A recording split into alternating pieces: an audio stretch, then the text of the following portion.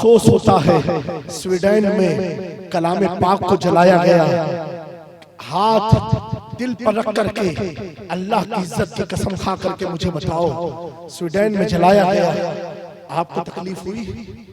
ईमानदारी से बताओ, कुरान की बेहुरमती हुई, कुरान को आग के हवाले किया गया, तकलीफ हुई? अगर तकलीफ होती तो डीजे ना बजाते, अगर तकलीफ होती तो खुराफात वाहियात से बाहर निकल आते। तकलीफ उसे नहीं कहते हैं अगर किसी के घर में किसी का इंतकाल हो जाए डीजे बजाओगे, नाचोगे? नहीं। क्यों? घर में लाश रखी हुई है, तकलीफ हो रही है। मेरे प्यारों, माँ बाप की लाश से ज्यादा जब कुरान की अज़मत से खिलवाड़ हुआ तब आपको तकलीफ होनी चाहिए थी। एक पूरे इस इलाके में एक आदमी ने आके ये नहीं कहा हजरत जरा कलाम पाक की अज़मत पर तकरीर कर देना। क्यों? मोहब्बत नहीं है। मेरे प्यारों, दिखावे की दुनिया से बाहर निकलो, बाहर निकलो। आज ये गैर काम, ये यहूद और नसारा कुरान को चला करके क्या बताना चाह रहे हैं, वो हमें बटोर रहे हैं। क्या मुसलमान अब भी जिंदा है? क्या मुसलमान अब भी जिंदा है? जब तक हमारा एहतजाज जारी रहेगा, बातिल कौम ये समझती रहेगी मुसलमान सोया नहीं, जिंदा है। लेकिन जब हुजूर की अज़मत पर खिलवाड़ हो, कुरान को जलाया जाए और मुसलमान खामोश रहा, तो ये समझ जाएंगे मुसलमान। मेरे दोस्तों, कुछ तो बेदारी का सबूत दो। क्या कलाम पाक घर में रखने की किताब है? क्या कलाम पाक सिर्फ दूर से देखने की किताब है? ऐ मेरे मिल्लत के नौजवानों, कलाम पाक पढ़ोगे, दीन भी मिलेगा, दुनिया भी मिलेगी। कलाम पाक से तुम अपनी अज़मत समझोगे। आज कुरान को पढ़ पढ़ के लोग कहां से कहां पहुंच गए, और जिस कौम के लिए कुरान आया था वो कौम कहां से कहां पहुंच गई। ऐ मेरे नौजवानों, गफलत की दुनिया से बाहर निकलो। मेरे कहने से नहीं, रजब का मुकद्दस महीना है, बड़ा प्यारा महीना है। हुजूर पाक सल्लल्लाहु अलैहि वसल्लम इसी मुकद्दस माह से रमजान की तैयारी में लग जाया करते थे। हमारे तो दिमाग में भी रमजान नहीं आया होगा, हमारे ख्याल में भी रमजान नहीं आया होगा। कहां हुजूर की तालीम है, कहां हमारी सोच आ गई। फिर भी हम अपने आप को मुसलमान कहते हैं। ए मुसलमानों, फजूल के मत बनो, ना तो हमारा वजूद खत्म हो जाएगा। एक बात याद रखना, बागीचा होता है ना, गार्डन, उस गार्डन में माली जो होता है बहुत मेहनत से तरह तरह के गुलाब को उगाता है, घास को फैलाता है। लेकिन चंद महीनों के बाद जिस माली ने खून पसीना सींच करके जमीन से हरी हरी घास को निकाला था, चंद महीनों के बाद आप देखते हो वही माली एक बड़ी कैंची लेकर के जाता है और झाड़ों को काटना शुरू कर देता है, टहनियों को काटना शुरू कर देता है। मैंने कहा, ए माली, इतना सुबह से तू टहनियां काट काट के जमा कर रहा है। मैंने तो अपनी आंखों से देखा कि तू तो रात दिन जग करके पानी बहा बहा करके यहाँ घास निकाला था, आज उसी निकली घास को तू काट रहा है। माली कहेगा, सुनो सुनो, मैंने मेहनत तो की है इस गार्डन को गार्डन बनाने के लिए, लेकिन जो आज हाथ में बड़ी कैंची है ये इसके लिए है जो फजूल की टहनियां आ गई थी उसे मैं काटने जा रहा हूँ। ऐ मुसलमानों, फजूल के मत बनो। अगर फजूल के बनोगे दुनिया में मारे जाओगे क़यामत के दिन। फजूल की टहनी मत बनो, काम वाले बनो, ऐसे काम वाले। अगर कोई गलत निगाह से तेरा नाटक करना चाहे तो अल्लाह का अज़ाब उस पर आ जाए। ऐसे मुसलमान बन जाओ। मेरे प्यारो, अल्लाह खुद कुरान में फरमाता है वला तहनु वला तहज़नु, ए मोमिनो घबराओ नहीं, परेशान मत हो, व अंतुमुल आलौना, तुम ही लोग बुलंदी पर हो। क्यों? क्योंकि तुम ईमान वाले हो। इन कुंतुम मोमिनीन, तुम ईमान वाले हो। ऐ मेरे मिल्लत के नौजवानों, बड़ी खुशी हुई। कफील अंबर ने बताया अलाउद्दीन भाई ने चेहरे पर दाढ़ी रख ली, लेकिन उससे ज्यादा और खुशी होगी जब फिर कभी मेरा आना हो और कोई नहीं, कई नौजवान कहे कि हजरत 13 रजब से मैंने भी अपने चेहरे पर दाढ़ी रख ली। मेरे दोस्तों, तो मैं अर्ज कर रहा था, दामे आमाल लिखा जा रहा है, तुम गलत क्या कर रहे हो, सही क्या कर रहे हो। एक चीज को और जहन में रखना, आज हम कोई भी जुलूस निकाले, अजान होती है, हमें अजान की परवाह नहीं है, मस्जिद में नमाज हो रही उसकी कोई परवाह नहीं है। क्यों? हम तो जन्नत के रास्ते पर निकल चुके हैं। मेरे प्यारो, ये जो अजान होती है ना, जब अजान होती थी तो हजरत मौलाए कायनात अपने सारे काम को छोड़ के रोने लगते थे, रोने लगते थे। लोगों ने पूछा अली अज़ान के वक्त आप रोते क्यों हैं? तो मौलाए कायनात फरमाते हैं मैं इसलिए रोता हूं कि मेरे घर, मेरे रब के घर से मेरे जाने का बुलावा आया है। मैं ये सोचता हूं क्या मैं इस लायक हूं कि अल्लाह के हुजूर खड़ा हो सकूं जो अली मुर्तजा जन्नत के सरदार हैं, उनके अंदर इतना खौफ है।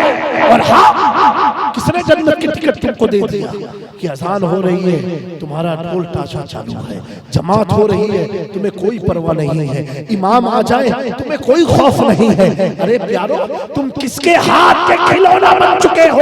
कभी गौर तो करो, आज की रात तकरीर कब, अपने अंदर गौर करो कि हमने अपनी जिंदगी में क्या अल्लाह के लिए किया है और क्या अपने लिए किया है।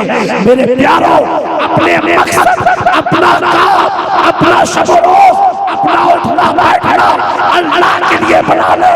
अगर तू अल्लाह के लिए बना लिया, तेरे खाने का इंतजाम अल्लाह कर देगा, रोज़ी का इंतजाम अल्लाह करेगा।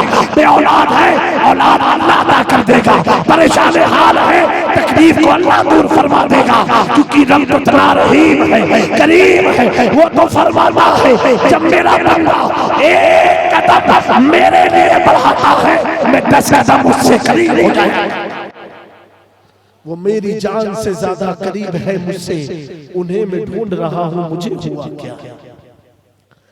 मेरे प्यारो, नामे आमाल दिया जाएगा जन्नतियों को, जहन्नमियों को। अब नामे आमाल, अगर आप 60 साल जिंदा रहे तो 60 साल की कितनी मोटी किताब बनेगी। हर किताब का एक उन्वान होता है, एक टाइटल होता है, एक मौजू होता है, उससे हमें पता चलता है किताब कौन सी है। यानी इतनी मोटी किताब है, उस पर ज्योग्राफी लिखा है, आप समझ जाओगे ये ज्योग्राफिया की किताब है।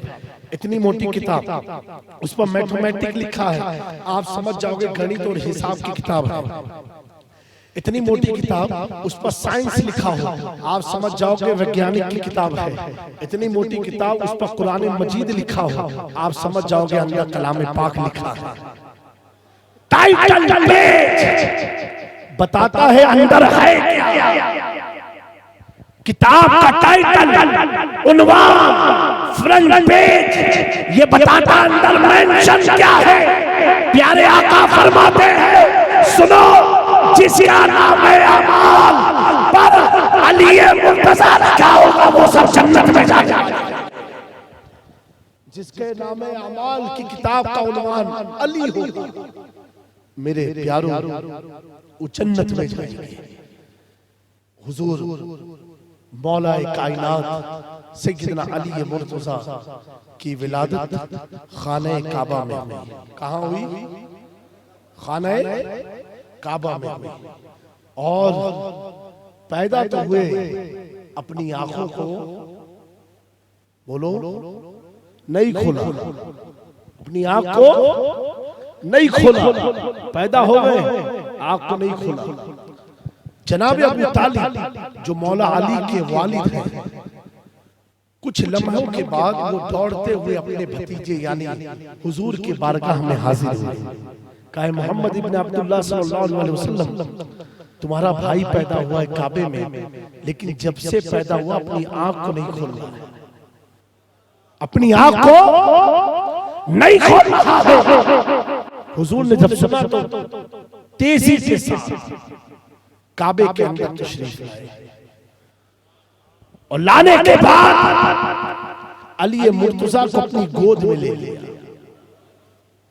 जो अली, साइंस कहता है कि बच्चा जब पैदा होता है तो सिर्फ माँ की फीलिंग को जानता है, बस। किसकी? सिर्फ माँ की। क्यों? 9 महीने माँ अपने पेट में रखती है तो बेटे को मालूम है लेने वाला कौन है। मौला अली माँ की गोद में आंख नहीं खोली, बाप की गोद में आंख नहीं खोली, काबे की आगोश में आंख नहीं खोली, बनु कुरैश के बीच में आंख नहीं खोला। ए अली अगर आंख खोलते तो काबा देख लेते, लेकिन अली ने आंख नहीं खोली। जैसे हुजूर ने अपनी आगोश में गोद में लिया, मौला अली ने अपनी आंख को खोल दिया। मौला अली ने आंख को खोल दिया। अब बदरक वालों में पूछना चाहता हूँ, अली को कैसे मालूम कि लेने वाला कोई और नहीं, लेने वाला काबे का काबा है। ये कैसे मालूम? ये कैसे मालूम? जो अली माँ की गोद में ना खोले, बाप की गोद में ना खोले, वो अली को कैसे मालूम लेने वाला कौन है?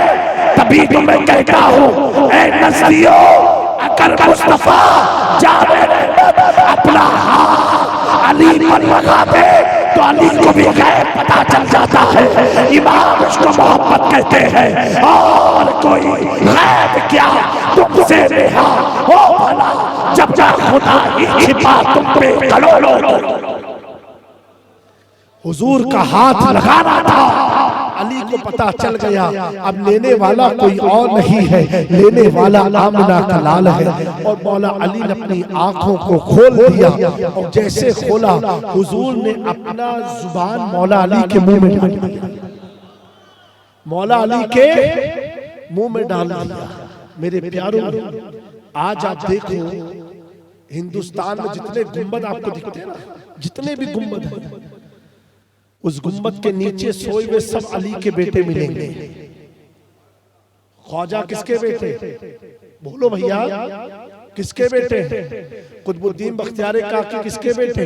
बाबा फरीद किसके बेटे? अलाउद्दीन साबिर किसके बेटे? महबूब इलाही किसके बेटे?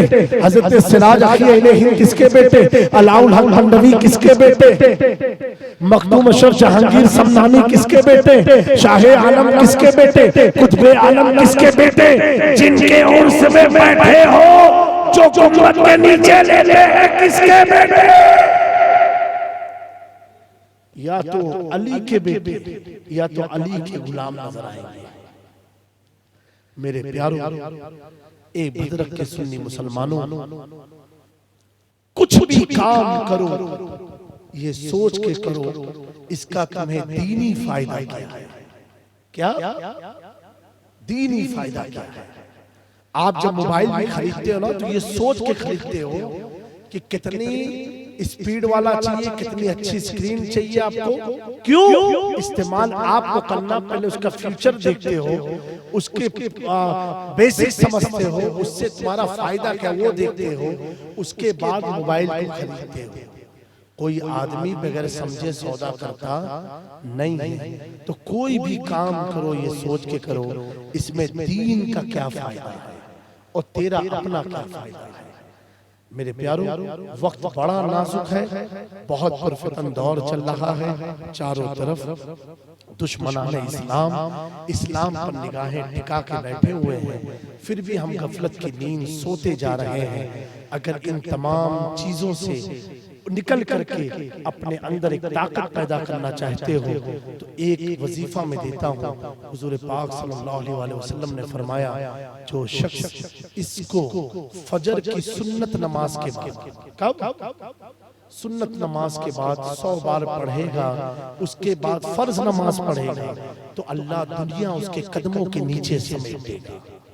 वो है सुब्हानल्लाहि व बिहम्दिही पढ़िए, सुब्हानल्लाहिल अज़ीम अस्तग़फिरुल्लाह, सुब्हानल्लाहि व बिहम्दिही, सुब्हानल्लाहिल अज़ीम अस्तग़फिरुल्लाह, सुब्हानल्लाहि व बिहम्दिही, सुब्हानल्लाहिल अज़ीम अस्तग़फिरुल्लाह। इसको 100 बार फजर की सुन्नत के बाद पढ़ना। औरतें भी पढ़ें, अगर शौहर तुम्हारा कहना ना मानते पढ़ो और फिर दुआ मांगो। आप देखो अल्लाह आपकी तकदीर को संवार देगा। और मर्द हजरात आप भी पढ़ो। ऐसे पुरफितन दौर में हम हथियार के बल पर जीत नहीं सकते हैं। अल्लाह का जिक्र कर करके हमको अल्लाह कामयाबी अता फरमाएगा। और कसरत से कलमा पढ़ा करो, ला इलाहा इल्लल्लाह मुहम्मदुर रसूलुल्लाह। जब घर से बाहर निकलो कलमा पढ़ा करो, ला इलाहा इल्लल्लाह, ला इलाहा इल्लल्लाह, ला इलाहा इल्लल्लाह। बेजा मोबाइल पर उंगलियां घुमाने से बेहतर है कि कभी कभी वक्त निकाल के कलाम पाक पर उंगलियां घुमा लिया करो। 3 चीज को देखना इबादत, वालिदैन के चेहरे को देखना इबादत, काबे को देखना इबादत और कुरान पाक को देखना इबादत है। कुरान पाक को देखना इबादत है। पढ़ नहीं पाते हो, अफसोस होता है कि आज मुसलमानों की महफिल में ये कहा जाए कि पढ़ नहीं पाते। अगर नहीं पढ़ पाते हो तो अफसोस होता, पढ़ना सीख लो। फिर भी कसम खा लिया नहीं पढ़ना है, नहीं सीखना है, तो कम से कम कुरान खोल के उस पर उंगलियां घुमाया करो। तो कम से कम तुम्हारी उंगलियां घुमाने का तो तुमको सवाब मिलेगा। मुसलमानों कुछ तो ऐसा करो जो अल्लाह उसके रसूल के पसंद के मुताबिक हो। अपनी सोई हुई जिंदगी से बेदार हो जाओ। वक्त बड़ा नाजुक है, बड़ा पुरफितन दौर है। आप देखो सोशल मीडिया पर आप लोग जुड़े हो, कहां कहां से कितनी मुसलमानों में खुराफात आ गई है, कितनी बुराइयां आप देखते हो सोशल मीडिया पर। उसके बावजूद अगर हम अपने आप को नहीं बदले तो कसम खुदा की कोई हमें बदल नहीं सकता है। अपने आप को चेंज करो। अल्लाह के वलियों की बारगाह में बाअदब हाजिरी दो। उनकी बारगाह में जाकर के रो गिड़गिड़ाओ, दुआएं मांगो और एक पैगाम सुन लो, आले रसूल अहले बैत मुस्तफा के वफादार बने रहो। दुआ मांगो, ए अल्लाह मुझे आले रसूल का वफादार बनाए रखना। आका करीम फरमाते हैं अपने घरों में मेरी अहले बैत की मोहब्बत का तज़किया करो। अपने बच्चों को समझाओ कि अहले बैत कौन होते हैं। अगर कफील अंबर मौजूद हो, इमाम इश्क मोहब्बत आला हजरत ने एक बड़ी प्यारी बात फतावे रज़विया शरीफ में नकल फरमाई है। फरमाते हैं मनाक़िब अहले बैत के ताल्लुक से कि अहले बैत क्या है, आले रसूल क्या है, नबी का घराना क्या है। आला हजरत लिखते हैं अगर कोई शख्स आले रसूल से मिलने की नीयत से अपने घर से निकलता है, अपने घर से निकलता है और रास्ते में मर गया या मुलाकात हुई और वापस पलटा, कभी भी वो मर गया तो आला हजरत फरमाते हैं अगर रास्ते में मरा या मिलने के बाद मरा तो बगैर हिसाब अल्लाह उसकी मग़फ़िरत फरमा देगा, बगैर हिसाब उसकी मग़फ़िरत फरमा देगा। आला हज़रत फरमाते हैं ये इसलिए क्योंकि वो मिलने किसी और से नहीं मुस्तफा की आग से जा रहा था। मेरे प्यारों, फतावे रज़विया के 4 नंबर के जिल्द आला हज़रत को कसम से कोई पढ़ ले आला हज़रत है कौन। मैं कहता हूँ आला हज़रत सच्चे पक्के हुजूर के गुलाम और अहले बैत के वफादार का नाम है। आला हज़रत लिखते हैं मैयत का बयान चल रहा है, का किसी का जनाजा रखा हो, इंतकाल का कफन पहन के ओ जनाजे से दूर से कोई सैयद कोई आले रसूल गुजर गया, जनाजे में आया नहीं, सिर्फ गुजर गया। जिसे जनाजा रखा होता कितने लोग गुजरते रहते हैं। आला हज़रत फरमाते हैं अगर उस सैयद की परछाई उस जनाजे पर या उस सैयद का अक्स यानी परछाई उस जनाजे पर पड़ गई तो अल्लाह उसको बगैर हिसाब मग़फ़िरत फरमा देगा। मेरे दोस्तों, वही इमाम इश्क मोहब्बत दुनिया से जाते जाते कहते हैं दो जहां में खातिमे आले रसूलुल्लाह कर हजरत आले रसूल मुक्तदा के वास्ते। ए अल्लाह, तूने अहमद रजा को दुनिया में आले रसूल का गुलाम बनाया, कल क़यामत के दिन भी अहमद रजा को नबी पाक की आल का गुलाम बना के उठाना। मेरे दोस्तों, अहले बैत से वफादारी रखो, ठोस वफादारी, पिलपिले वाली नहीं, बिल्कुल ठोस। किसी ने एक इमाम से पूछा, आले रसूल से मोहब्बत क्यों करते हो? कहा इसलिए करते हैं क्योंकि अल्लाह ने मोहब्बत इनकी हम पर फर्ज कर दिया और इनकी रगों में खून मुस्तफ़ा दौड़ता है, इसलिए हम इनसे मोहब्बत करते हैं कि मोहम्मद से वफा तूने तो हम तेरे हैं, ये जहां चीज क्या लोहो कलम तेरे हैं। मेरे मिल्लत इस्लामिया प्यारे भाइयों बहनों, दोबारा कभी भी प्रोग्राम हो, मैं कमेटी वाले से कहूंगा 11 बजे का टाइम सबसे बेस्ट होता है तकरीर का। उसके बाद फिर आप लोग नात पढ़ाओ, हम भी बैठेंगे, हम भी पढ़ेंगे। उस वक्त में एक मिजाज होता है बोलने का और सुनने और सुनाने का। इंशाअल्लाह तबारक व तआला दोबारा दस्तगीर कमेटी जो है, अल्लाह आपको भी तौफीक अता फरमाए। जो भी बाहर से आप किसी को बुलाएं तो उसे अव्वले वक्त में तकरीर कराएं 12-1 बजे तक। उसके बाद ओवर टाइम हो जाता है तो कितनी चीजें बाउंस भी जाती हैं और कितना इनको जगाने के लिए माहौल बनाना पड़ता है। फिर भी वमा अलैना इल्लल बलाग, अस्तगफिरुल्लाह रब्बी मिन कुल्लि ज़ंबिन व अतूबु इलैहि, सुब्हानल्लाहि व बिहम्दिही, सुब्हानल्लाहिल अज़ीम व बिहम्दिही, अस्तगफिरुल्लाह अस्तगफिरुल्लाह अस्तगफिरुल्लाह। अस्सलामु अलैकुम व रहमतुल्लाह।